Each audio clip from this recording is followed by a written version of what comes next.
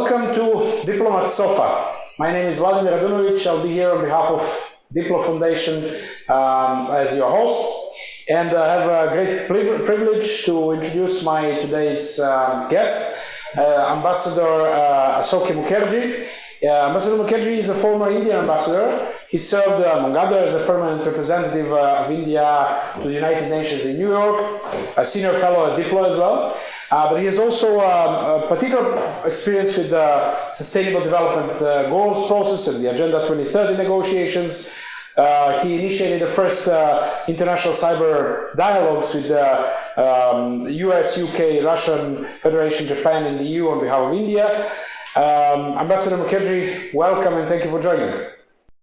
Thank you, Vlada. It's a great privilege to be on your program. We'll focus today on cybersecurity, and I'll start with a question which probably bothers many diplomats. There are so many different topics to cover on the diplomatic agenda today, probably more than ever. And then cyber jumps in. So why is cybersecurity relevant, and how does it fit with other international interests and affairs, geopolitics, geoeconomics, and so on? Well, I think, Vlada, if we look at it in terms of the perspective, since 2004, cybersecurity has been identified multilaterally in the United Nations as a priority area. Of course, in 2004, the technologies that were being used and the topics that you mentioned were not on the horizon. But today, in 2021, both the technologies and the topics have evolved at such a fast pace that cybersecurity is become a top priority for many countries. And the reasons are as follows. The first is, of course, the fact that communications between states and communications for diplomatic engagements are relying more and more on cyber and digital technologies. And therefore, like in the traditional era, there was a need to protect the integrity of diplomatic engagement. Similarly, in the 21st century, there is a need to protect the integrity of the platforms being used for diplomatic engagement, which are essentially based on cyber and digital technologies. So this is a requirement which is a functional requirement. The second is that in the areas that are being brought into diplomatic engagement, there is a dimension of the cyber domain. And I would, in this context, talk a bit about two processes which have converged in the last 15 years in international diplomacy. And one is the need to use cyber technology for the welfare of people, which is part of what we call the Tunis Agenda, in which there is a strong participation of governments as well as people from non-governmental sectors. The second process is the identification of a global framework for diplomatic engagement, which affects all areas of human activity, including peace and security. And that is commonly referred to as Agenda 2030. Now, this was adopted in September 2015, and it has an initial phase of 15 years till December 2030 to become implemented. And if we look at the substance of diplomatic engagement today, there is intertwining of peace, security, and development. And I think that this is another reason why cybersecurity has become so important. And of course, the third area, which is going to affect the generation that is coming and the generations that are coming in the 21st century, is the emergence of a digital world. And this is something that has been discussed and even identified most recently in the UN Secretary General's roadmap for digital cooperation. But there is a digital world in which we are gradually transitioning. And in that digital world, the security of digital space is also of paramount importance. So I think for these three reasons, the functional, the substantive, and the prospective, cybersecurity is a priority on the diplomatic agenda today. Thank you. Well, I guess that the pandemic, in a way, because we sort of moved to the digitalization at a rapid pace has also helped understanding both this the use of technology for economy and society, but well, hopefully also the security risks of that. And I wonder whether the pandemic can actually help also the small and developing countries, which always cope with resources and what to prioritize, to actually put more priority on cybersecurity and maybe even bring some younger people, younger diplomats in that. How do you see that? Well, I think for developing countries, if you look at their core interests, their stakes in the international relations landscape today, most of them have prioritized development. This is the reason why they have supported international cooperation, because it has an immediate impact on their own societies. And I think that participation of developing countries has to be an integral part of any global discussion on cybersecurity. To the extent that for about 10 or 12 years, this was not happening, I think today we are able to say with the Open-Ended Working Group of the United Nations, a larger number of countries have been brought into this activity of looking at the impact of cyberspace and development. But the problem that is faced, and you rightly point out, is by so-called smaller developing countries, where one of the big issues is the lack of cyber infrastructure. And there are two kinds of infrastructure that we need to look at. One is a global network which is visible through fiber optic cables, which connect most of the countries in the world and which carry data through the cables, which are related to diplomacy and development and so on.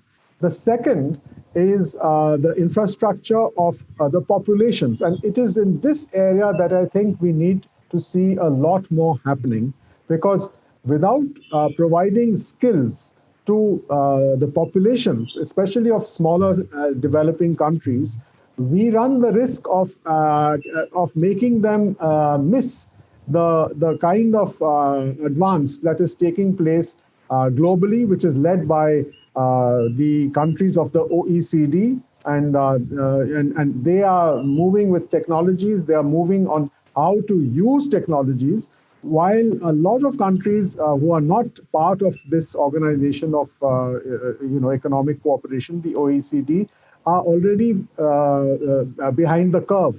And this has led to what in international relations we often talk of, which is the digital divide. And how do we bridge the digital divide is one of the biggest challenges facing international diplomacy today.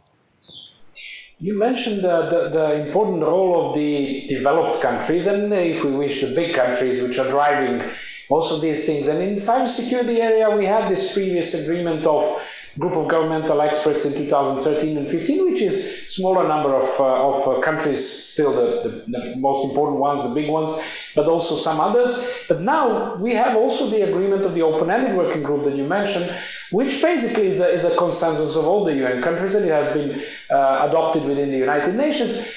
So we see more and more other countries actually getting into that process. Now, why do we need, or what sort of agreement do we need? What might be the important elements of this agreement? And more importantly, probably, how do we make sure that we implement?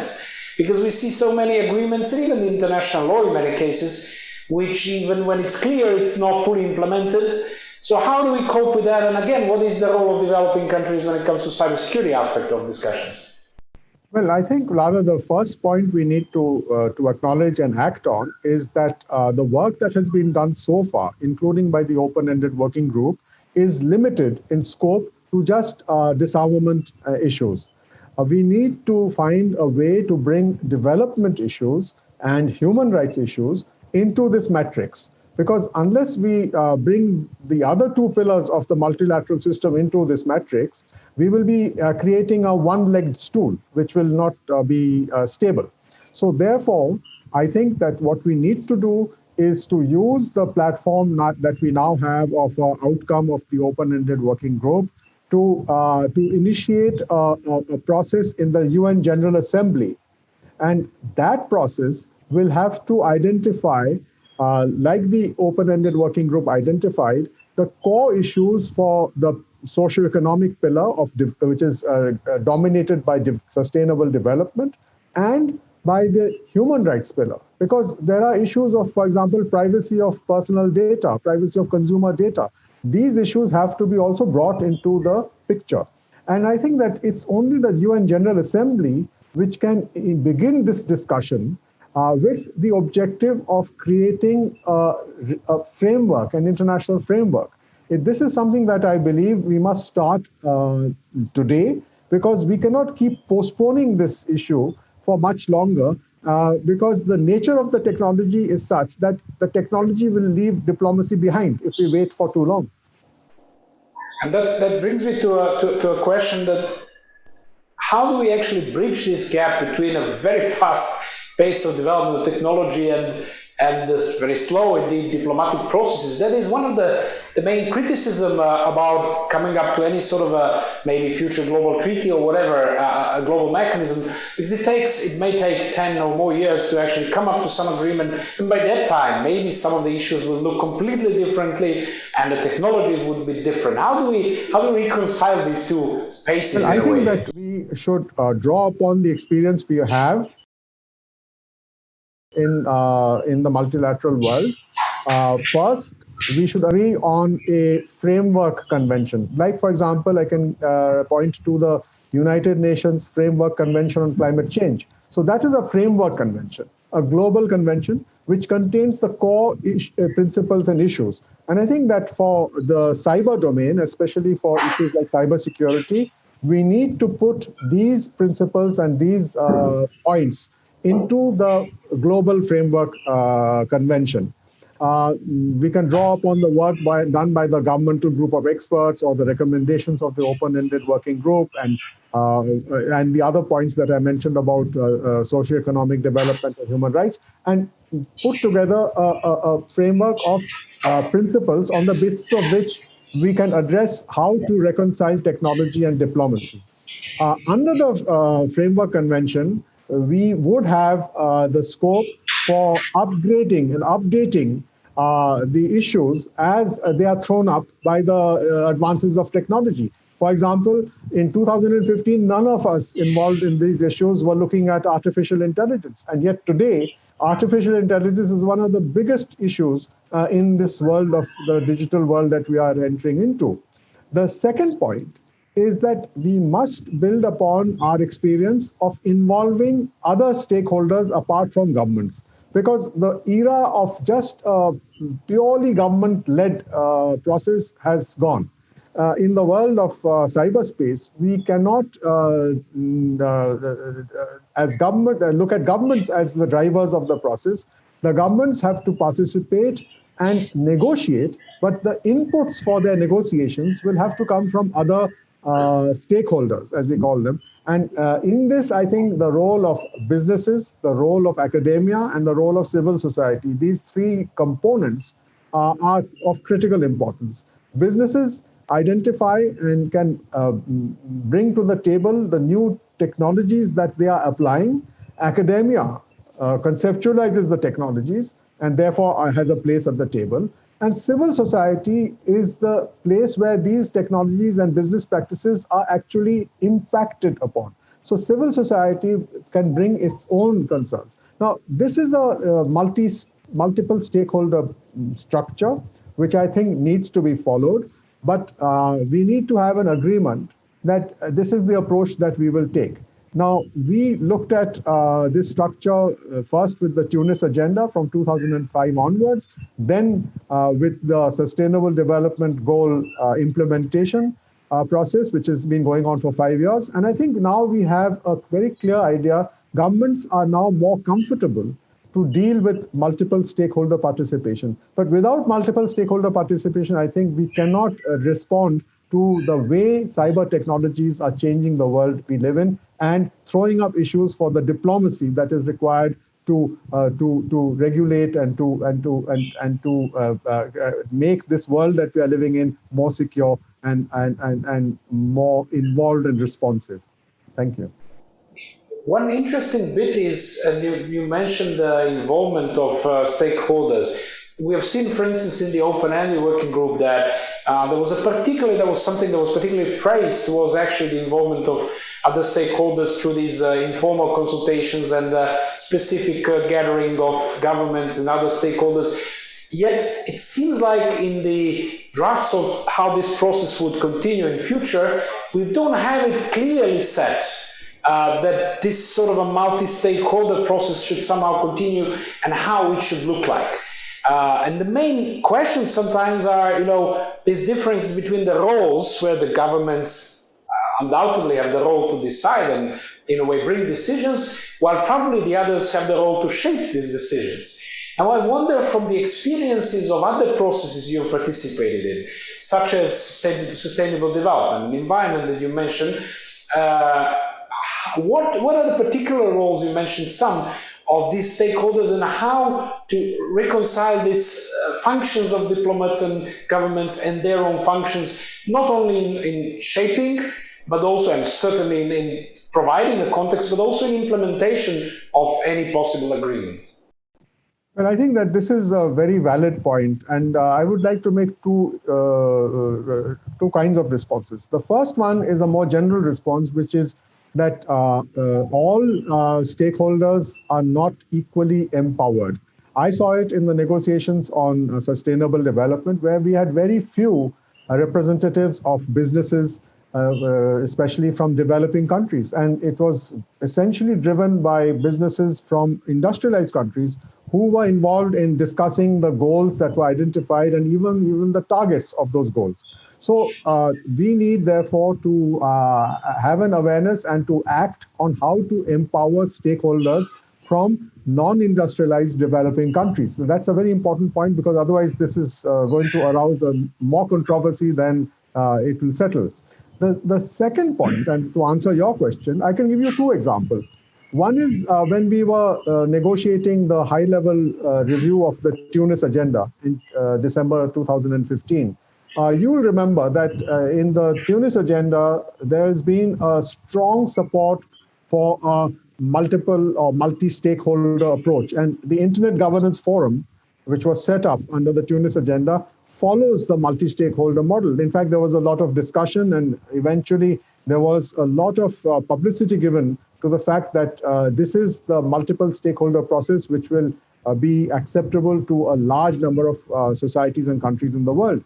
And yet, when we were negotiating the review of how the Tunis agenda has worked in the real world, we came across a countervailing perspective of a multilateral approach. And this was brought in, this had been brought in by some governments of developing countries earlier, but in December 2015, this was brought in by law enforcement agencies from the industrialized world. If you remember, at that time, they were facing the threat of terrorism using these new technologies in Apple smartphones, for example. And there's this famous case in California where they were unable to get the permission of the private sector, which produces these instruments, to access the records which they needed to prosecute terrorist acts. So the end result in December 2015 is a statement that says that the management of the internet is both multi-stakeholder as well as multilateral. It's in one sentence, both these concepts.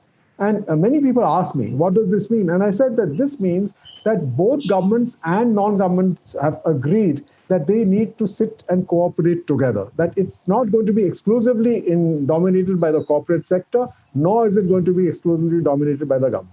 So this is something that I can give you as an example from the Tunis agenda. And on the second one, on climate change, many years ago, we were asked, when I was working in the World Trade Organization, to deal with trade-related environment measures. And there's this whole topic of environment and trade.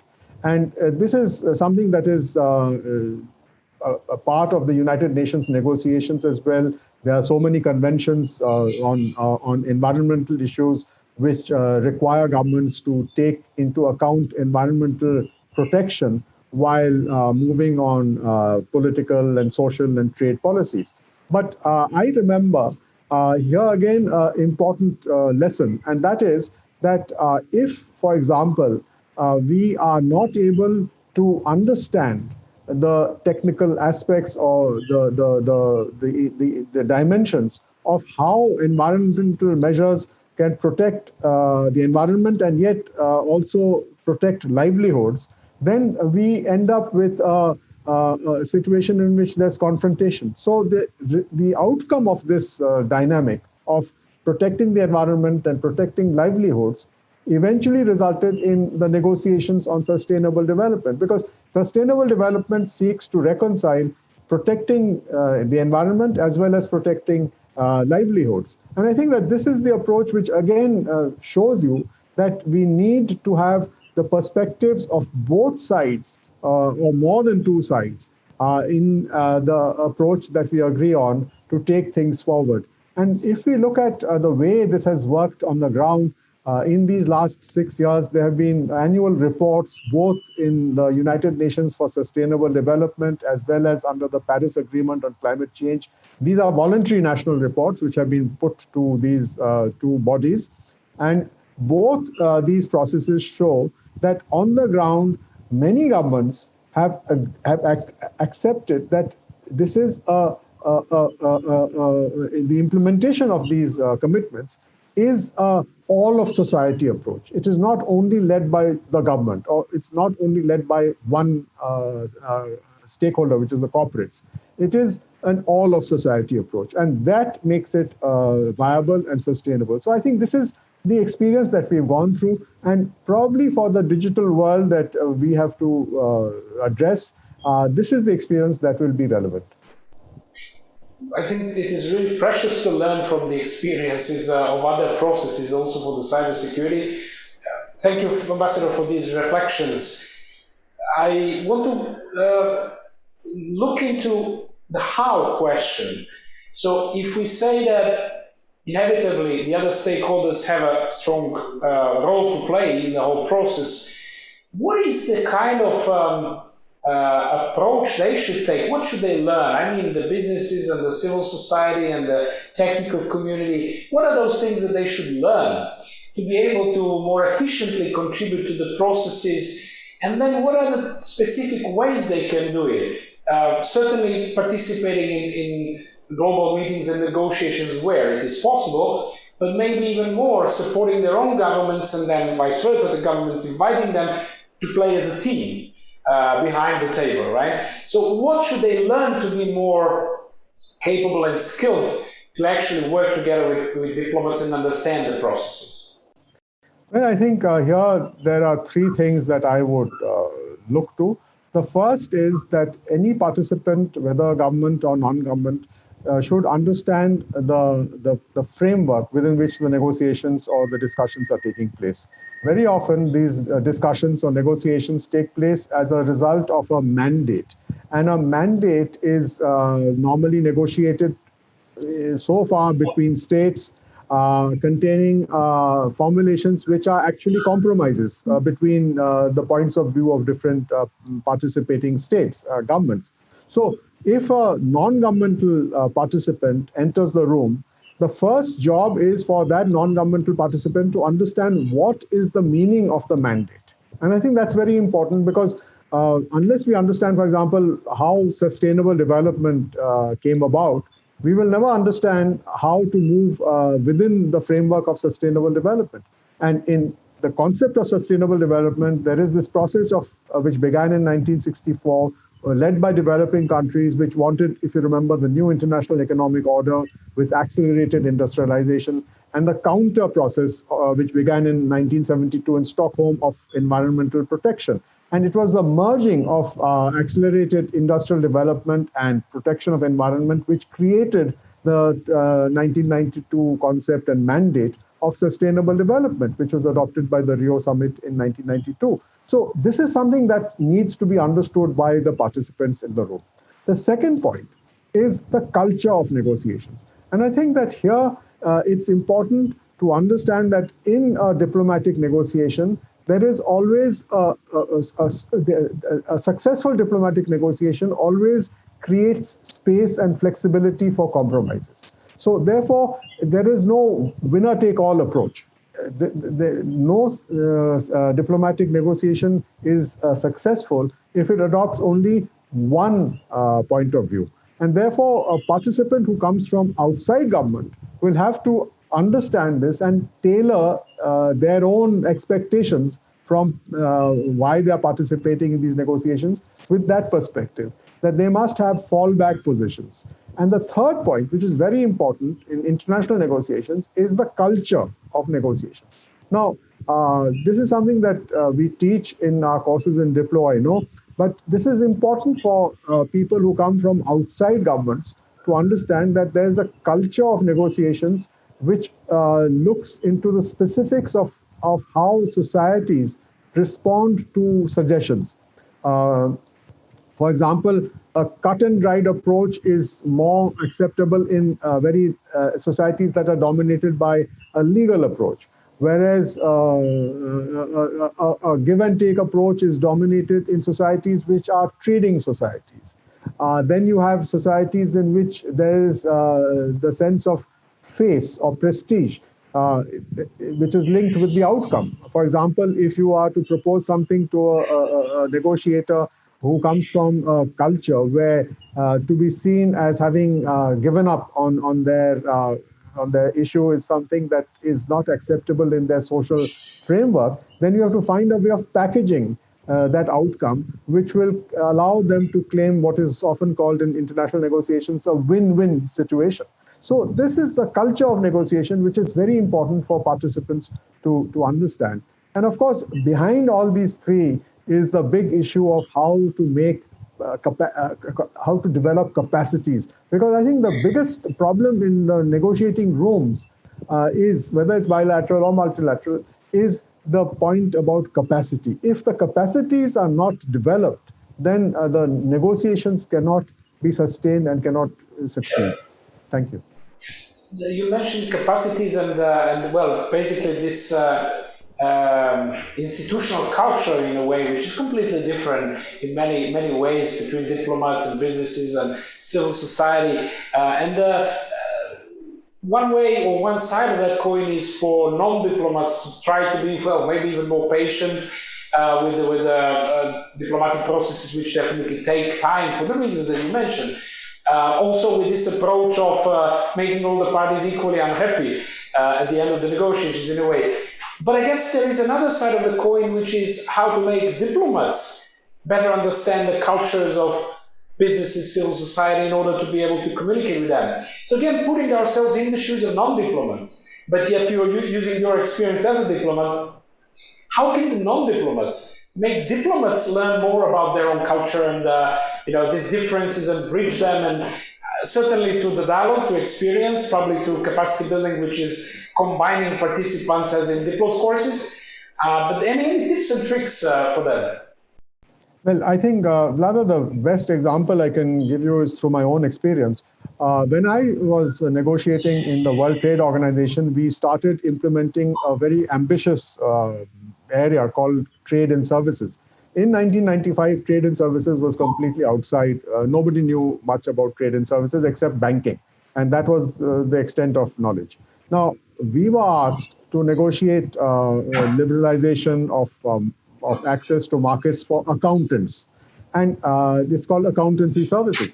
And in that room, there were very few people from the governments who actually knew what accountancy services were all about. Now, it is a reflection of the ability of people to rise to the challenge. That, for example, I was given 2 accountants who were brought from India to Geneva to sit in the negotiations, because we have 2 kinds of institutions that regulate accountancy in India. So both these institutions themselves volunteered to send 2 people who would help me as a government negotiator to negotiate the policies that eventually became the World Trade Organization policies on accountancy services. So we were able to use this specific knowledge, technical knowledge and awareness, and also their own networks, because they have an international network of accountants. And they could explain to me, for example, the difference between the United States accountancy standards and the standards of the United Kingdom and Europe. So this kind of education goes on during the process of negotiation as well. And I think that we must therefore not stand on prestige that only governments can negotiate, but also allow people from non-governmental bodies to come into the room and help the negotiation process. And I think that this gives a very sustainable outcome because it also takes into account the ground realities of the subject which we are dealing with. And this is something that is probably required more in the area of cybersecurity and cyber technologies, because a lot of people who are entrusted with negotiations on behalf of governments actually require the specialized knowledge and skills of technical people who can actually explain to them the implications of what they are trying to reach and agree on. Thank you, Ambassador. Well, I think this is really a great wrap-up in a way. I would have a number of other questions, but the time is running up, and we can certainly connect again. I want to thank you again for your time and for this great exchange today, and we'll certainly continue the exchange. Many thanks for all of you that have been watching and listening. Thank you for joining Diplomats so far, and best regards from DiploFoundation.